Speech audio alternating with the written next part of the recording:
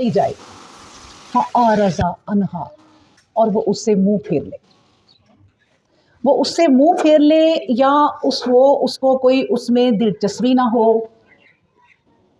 اور یہ آیتیں کون سی ہیں جو اللہ تبارک و تعالیٰ نے نازل فرمائی، اور کیسے نازل فرمائی؟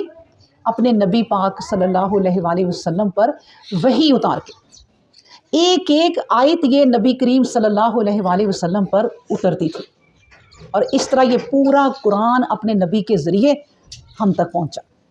تو ان آیتوں سے جو منہ موڑتا ہے نا، جس کے پاس ٹائم ہی نہیں ہے قرآن پڑھنے کا، ٹائم نہیں ہے، منہ موڑنا ایک ہی بات ہے۔ یہاں کہہ دینا کہ آج میرے پاس ٹائم نہیں ہے، میں فلاں جگہ جانا ہے، فلاں جگہ جانا، یہ بھی منہ موڑنا ہے۔ پتہ چلے کہ جہاں قرآن ہو رہا ہے، میں سمجھتی ہوں کہ دوڑیں لگ جانی چاہیے، دوڑیں لگا دو۔ اللہ بھی کہتا ہے قرآن میں کہ دوڑیں لگا دو نیکیوں کی طرف۔ دوڑیں کیوں لگاؤ؟ کہ تمہارے پاس دوڑ کے ہی اب نیکیاں پوری ہوں گی، وقت کم ہے، وقت کم ہے، دوڑیں لگا دو نیکیوں کی طرف۔ اب دوڑیں کیا ہوتی ہیں؟